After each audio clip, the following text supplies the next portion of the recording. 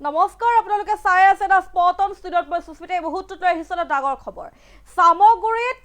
এজন স্বামীয়ে নিজ স্ত্ৰীক জঘন্যভাৱে অত্যাচাৰ কৰিছে এক জঘন্য কাণ্ড সংঘটিত হৈছে সামগুৰিত ৰাজপথত চুচৰাই নিজ স্ত্ৰীক মাৰপিট কৰিছে স্বামীয়ে আৰু তাৰ পিছতে সেই স্বামীক আৰক্ষীয়ে গ্ৰেপ্তাৰ কৰিছে জনাই আছে এই মুহূৰ্তত সেই খবৰ সামগুৰিত নাৰীৰ ওপৰত বীৰত্ব প্ৰদৰ্শন এটা লম্পট স্বামী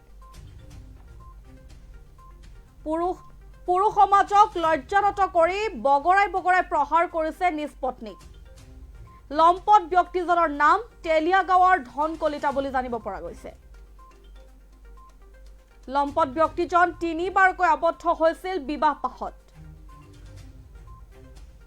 তৃতীয় পত্নীক দীৰ্ঘদিন ধৰি চলাই আহিছিল অকথ্য নিৰ্যাতন কালি ৰাষ্ট্ৰীয় ঘাইপথৰ দাঁতিত অকথ্য নিৰ্যাতন চলাই নিজ পত্নীক নিৰ্যাতন চলোৱাৰ ভিডিঅ' সৰ্বত্ৰে এতিয়া চৰ্চাৰ কেন্দ্ৰ হৈ পৰিছে লম্পট ধন কলিতাৰ লগতে পৰিয়ালৰ লোকেও প্ৰহাৰ কৰাৰ অভিযোগ পত্নীগৰাকী লম্পট ধন কলিতাৰ বিৰুদ্ধে সামগুৰি আৰক্ষী থানাত দাখিল কৰিছে এজাহাৰ দাখিল কৰে ভুক্তভোগী মহিলাগৰাকীৰ ভগ্নীয়ে সামগুৰিৰ নাৰীৰ ওপৰত বীৰত্ব প্ৰদৰ্শন এটা লম্পট স্বামীৰ নিজ স্বামীয়ে গুৰুলকৈ মাৰপিট কৰিছে নিজ পত্নীক ৰাজপথত চুচৰাই মাৰিছে নিজ পত্নীক আৰু তাৰ পিছতে টুলপাৰ লাগিছে এটা ভিডিঅ' ভাইৰেল হৈ পৰিছে সেই দৃশ্যলৈ মন কৰক কিদৰে চুচৰাই নিজ পত্নীক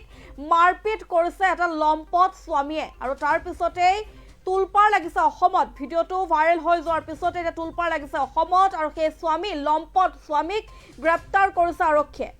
সামগুৰিত নাৰীৰ ওপৰত বীৰত্ব প্ৰদৰ্শন এটা লম্পট স্বামীৰ পুৰুষ সমাজক লজ্জানত কৰি বগৰাই প্ৰহাৰ কৰিছে তেলিয়া গাঁৱৰ লম্পট স্বামী ধন কলিতাই নিজ পত্নীক গুৰুলকৈ প্ৰহাৰ কৰিছে ৰাজপথত চুচৰাই মাৰপিট কৰিছে সেই দৃশ্যলৈ মন কৰক কিদৰে সেই লম্পটটোৱে নিজ পত্নীক চুচৰাই মাৰপিট কৰিছে এনেধৰণৰ লম্পটৰ ওপৰত কি আচলতে কি একশন ল'ব লাগে লগালগ একশন ল'ব লাগে অসমৰ প্ৰশাসনে এনেধৰণৰ লম্পটৰ ওপৰত কিয়নো অসমত এতিয়া এনেধৰণৰ ঘটনা সঘনাই সংঘটিত হ'বলৈ ধৰিছে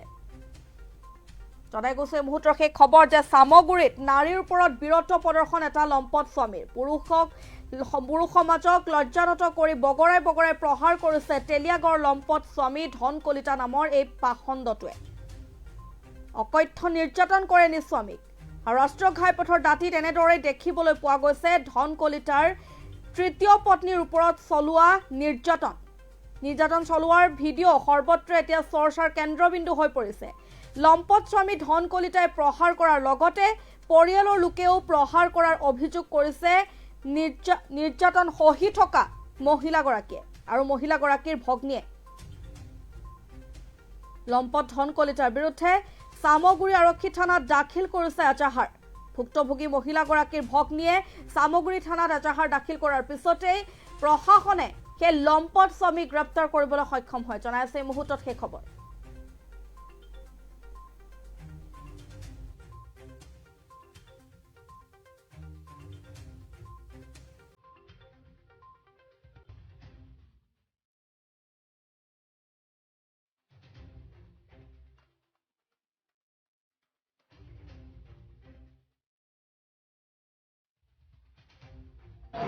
মোৰ মানুহৰ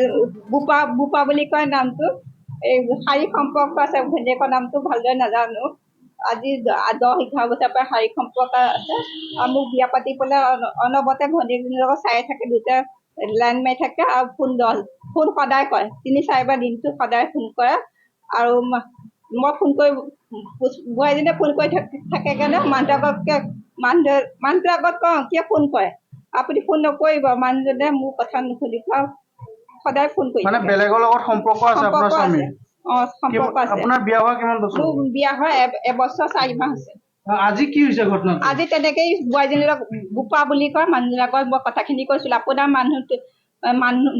আপোনাৰ ঘনীয়েকে মোৰ মানুহটোলৈ ফোন কৰি থাকে সদায় ফোন কৰি থাকে মানা কৰিবচোন সেই বুলি কৈছিলো বোপাই আহি পেলাই ঘৈণীয়েকে আহি পেলাই আমাৰ ঘৰত আহি তৰ্ক কৰিছে তেনেকুৱা অৱস্থাত মানুহটোৱে মোক আৰু শহুৰবোৰে মোক নানান ধৰণৰ মাৰপিট কৰিছে কোনে কৰিছে শহুৰবোৰে কৰিছে শহুৰবোৰে চুচুৰাই লৈ গৈছে চুলিত ধৰিছে মোক গাখীৰত টিপাম বাই ধৰিছে কিমান বছৰ কেনেকুৱা ধৰণৰ অত্যাচাৰ কৰে আৰু মোক বুঢ়াটোৱে ঘুচিয়াইছে কান্ধত ঘুচিয়াইছে আৰু মোক হাজবেণ্ডে চুলিত ধৰি পেলাই চুচুৱাই নিছে আপোনাৰ হাজবেণ্ডৰ নামটো কি ধনমণি কলিতা আপোনাক বিয়াৰ পাছৰ পৰা এনেধৰণৰ শাস্তি দিয়ে নেকি? ছমাহ নাপায় হা? ছমাহো নাপায় ছমাহ মানৰ পৰা শাস্তি দিয়ে? শাস্তি দিয়ে